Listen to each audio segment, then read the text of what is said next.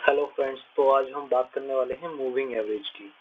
तो पहले हम जानेंगे मूविंग एवरेज होता क्या है। मूविंग एवरेज आपने स्कूल में कभी पढ़ा होगा, मीन मीडियन मोड, तो उसी तरीके से मूविंग एवरेज मतलब प्राइस का जो एवरेज है, पर डे का एवरेज, वो प्राइस मूव कर रहा है एक लाइन के थ्रू हमें दिखाता है वो। तो हम यहाँ पे ले लेंगे यहाँ पे मूविंग एवरेज। अब मान के चलो हमें ये बाई डिफॉल्ट मिला 9 दिन का। तो जो ये ब्लू कलर की लाइन आपको दिख रही है, इसका मतलब ये है 9 दिन के एवरेज प्राइस को दिखा रही है। तो 9 दिन का एवरेज प्राइस कैसे निकल के आया, सपोज करो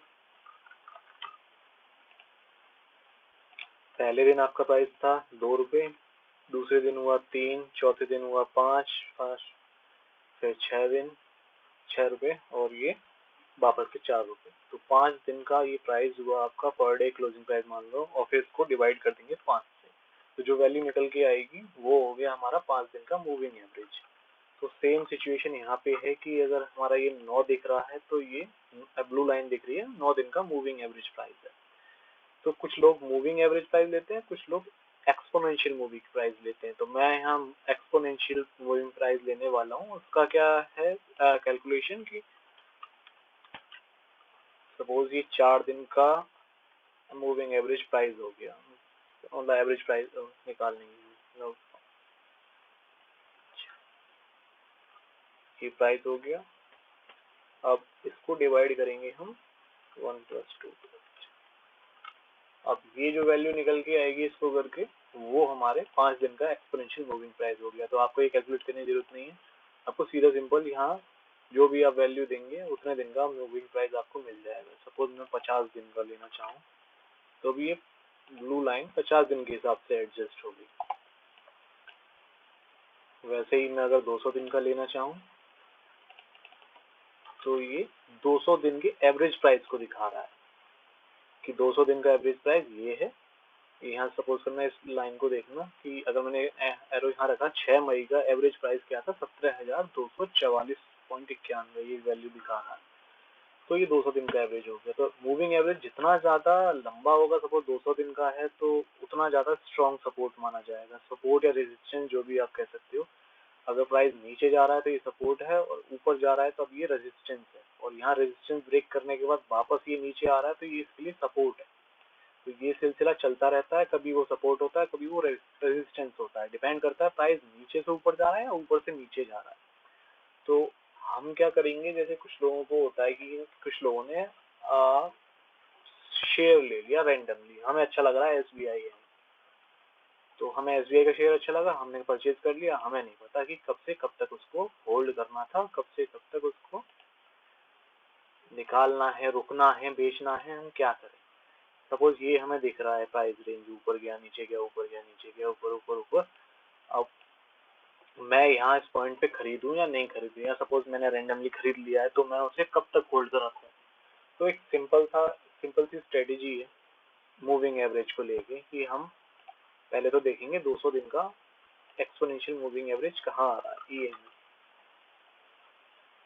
मूविंग एवरेज एक्सपोनेंशियल। अब यहाँ आ गया 9 दिन, और सेकंड में जाके इसको डेज को चेंज कर लेंगे। हम करेंगे इसे 200। कलर चाहे तो कलर भी आप चेंज कर सकते हैं। यहाँ जाके मैंने ये रेड ले लिया।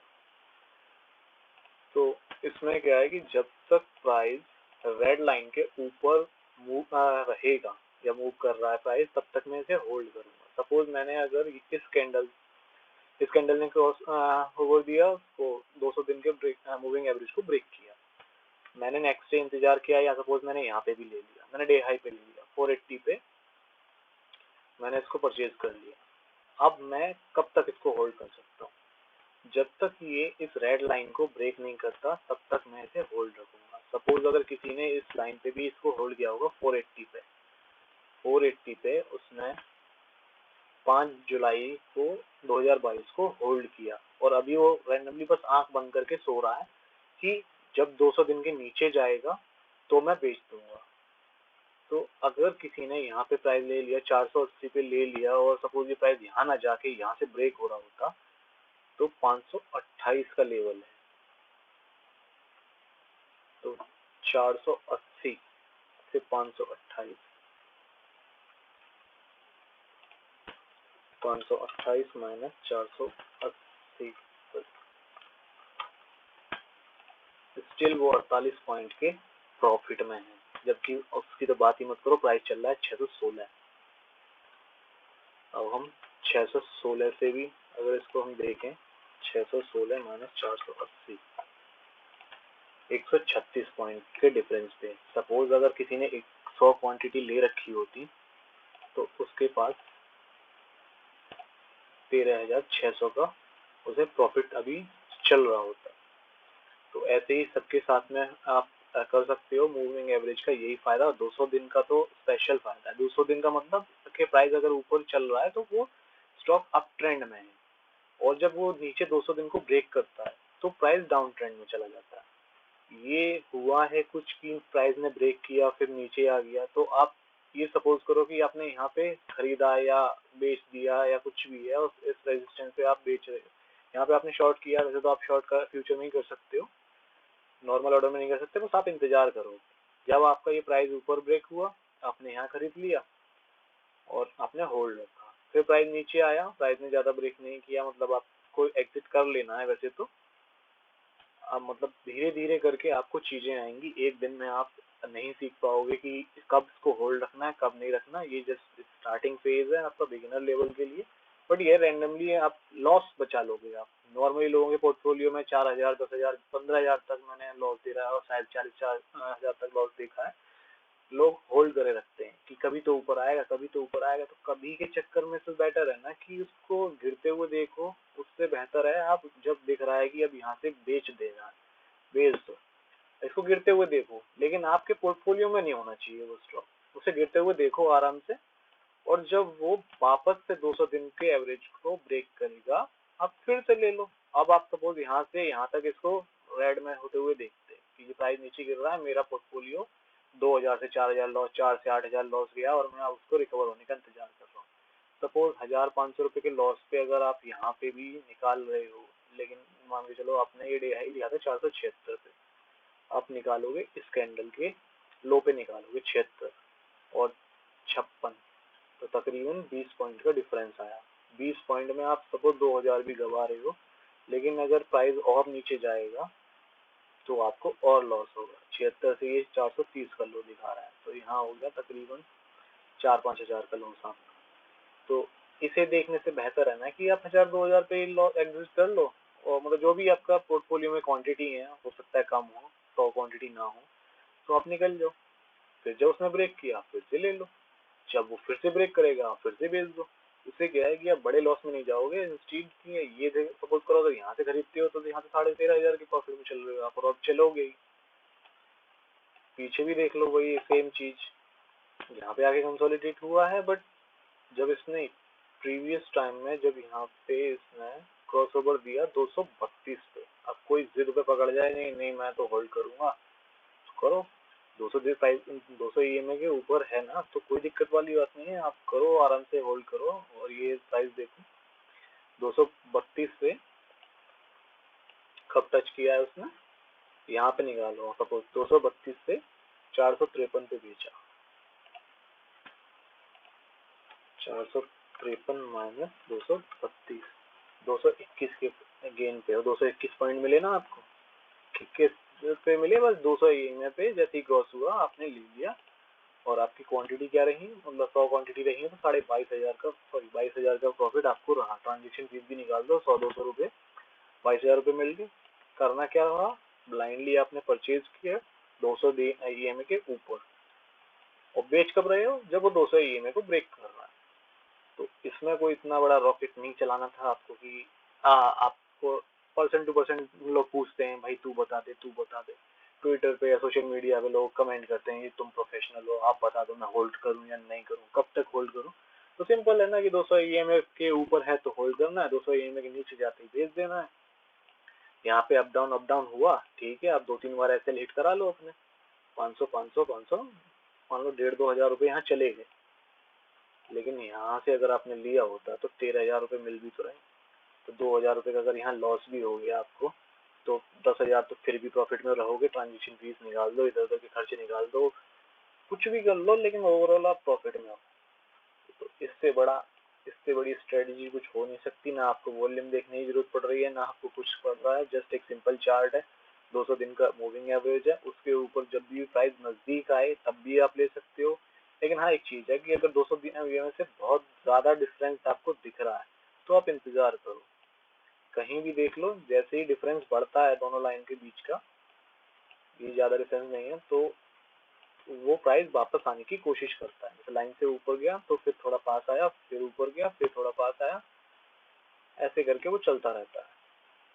तो और एक एग्जांपल दिखाता हूँ मैं आपको, इसी में से देख सकते हैं आराम से।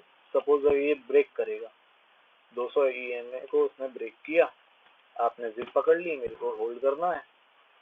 ये था 312 का हाई, लो बनाया उसने 149 का, मतलब सीधा 100% से ज्यादा का गया, 300 से 150 आ गया। तो इस जिद का क्या फायदा कि अगर आपने 1 लाख इन्वेस्ट करे होंगे तो आपके 50,000 बचे होंगे। तो यहीं पे निकल जाओ, इंतजार करो वापस ऊपर जाने का। प्राइस ऊपर क्लोज होनी चाहिए, कैंडल डे कैंडल की बात कर रहा हूँ मैं फिलहाल यहाँ पे, अगर पोजीशन बना रहे हो तो। यहाँ पे इस कैंडल ने क्लोज किया अच्छे से ऊपर 200 ईएमए के, तो यहाँ पे लेना चाहो ले लो, एक दिन और कंफर्मेशन लेनी है तो वहां ले लो। और उसके बाद में फिर जस्ट उसके लाइन के नीचे क्या प्राइस आ रहा है, इस लाइन के नीचे 214 का प्राइस आ रहा है, आप 210 रख लो, 200 रख लो, मतलब एक लिमिट सेट कर लो कि भाई इसके प्राइस के ऊपर ऊपर रहेगा तो मैं रखूंगा। एग्जैक्ट आप एसएल ना लगाना चाहो मत लगाओ, जैसे 214 का फिक्स एसएल है 200 ईएमए का, आप मत लगाओ, आप 5-10 पॉइंट नीचे लगा लो, अगर आप लॉस झेल सकते हो तो उसके बाद लेके छोड़ दो। 214 पे आपने लिया, 15 पे लिया डे हाई पे, 215 से 410 भी गया है वो, 410 छोड़ो, वो 542 भी है, 542 भी है, और ये 544, और चलता गया। मतलब यहाँ ब्रेक हुआ है तो आप बेच सकते हो, कोई भी इशू नहीं है, और स्टिल आप प्रॉफिट में हो। आपको अपना पोर्टफोलियो रेड देखने की जरूरत नहीं है, आप जहाँ चाहो वहाँ जाओ, बस ध्यान रखो कि 200 ईएमए के ऊपर रहे प्राइस, नीचे आते ही बेच देना है, ऊपर जाते ही ले लेना। अब यस बैंक के साथ देख लो, लोग जिद पकड़ के बैठ गए, हमें लेना है। यस बैंक का क्या हुआ कि 200 ईएमए जब ब्रेक करता है तो प्राइस का कोई अंदाजा नहीं रहता कि कितना नीचे गिरेगा। ऊपर में तो अंदाजा है कि ऊपर ऊपर है तो कम से कम इतना आएगा, लेकिन नीचे के बाद कितना जाएगा किसी को नहीं पता। 240 पे ये गिरना शुरू हुआ, 240 से वापस रिकवर हुआ वो 87 रुपये तक, क्या बचा होगा, मतलब 100% से भी नीचे ज्यादा का लॉस हुआ। और 219 से फिर यहाँ तो आप देख ही रहे हो 10-5 रुपए का स्टॉक रह गया, तो 200 ईएमए के नीचे ऊपर कभी वो गया ही नहीं।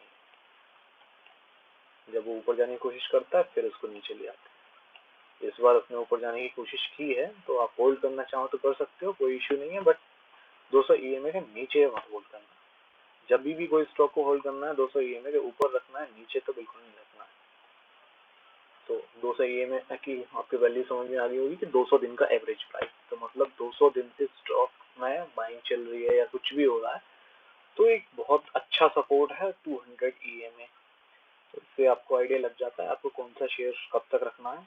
आप अपनी जिद पूरी करो, आप कुछ मत देखो, जस्ट एक ईएमए लगाओ इंडिकेटर और बस होल्ड कर लो, बस नीचे नहीं जाने देना, ऊपर ऊपर जितना रखना रखो। तो बाकी की डिटेल मैं आपको नेक्स्ट वीडियो में दे दूंगा। ईएमए और भी होते हैं, कब कौन सा ईएमए यूज करना है वो मैं नेक्स्ट वीडियो में बता दूंगा, ये वाली वीडियो फिर बहुत लंबी हो जाएगी। और सिंपल फिक्स तो इशू है कि मतलब अगर आप पोजीशन बनाना चाह रहे हो लॉन्ग टर्म या शॉर्ट टर्म जो भी है आप रखना चाह रहे हो, तो आप 200 ईएमए जैसी प्राइस ऊपर जाएगा आप खरीद लो और होल्ड करे बैठे रहो, जिद करो अपनी पूरी, कोई इशू नहीं है। रील खरीदना देखो, कोई भी स्टॉक देख लो, जब भी ऊपर जाता है 200 ईएमए के तो फिर वो ऊपर ही ऊपर जाता है। 56 से 85 जब इसने ब्रेक किया फिर ऊपर गया, फिर नीचे गया, ये पुल बैक लेता है, जब ज्यादा नीचे गिर जाता है एक बार पुल बैक लेता है, फिर नीचे गिरता है, फिर यहाँ कुछ दिन कंसोलिडेट हुआ इधर उधर, फिर जब बायर ने डिसाइड करी, एक बड़ी सी कैंडल बन गई 7% की, तब आप यहाँ सपोज जिसके डे हाई पे भी ले लो 59 पे, 59 से 65 गया, फिर नीचे गया, 59 पे आपने लिया था, 55 तक का इसने लो लिया। इतना तो इजी है कि आप अपना एसएल भी दे सकते हो, तो अभी भी आप लॉस में नहीं हो इस पे यहाँ आने के बाद। और इसके बाद जब वो ऊपर गया है तो फिर आप देख ही सकते हो कि कम से कम 40-50% का तो प्रॉफिट होगा ही।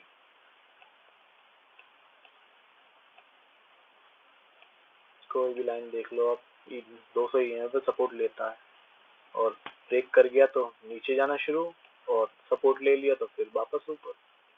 और ये फॉर्मूला तैयार रखो कि नीचे जाते ही बेच देना है, ऊपर जाते ही खरीद लेना है, और जब तक लॉन्ग टर्म में होल्ड करना चाहो आप कर सकते हो, कोई इशू नहीं। चलिए, thanks for watching this video. और आपको कोई और स्टॉक एनालाइज करना है तो आप मुझे कमेंट में बता देना, तो मैं नेक्स्ट टाइम उसी चार्ट का एग्जांपल ले लूंगा अपनी नेक्स्ट वीडियो में। ठीक है गाइस, थैंक्स फॉर वॉचिंग। और मेरे चैनल को लाइक करें, अगर वीडियो आपको अच्छी लगे तो वीडियो को लाइक करें और चैनल को सब्सक्राइब करें।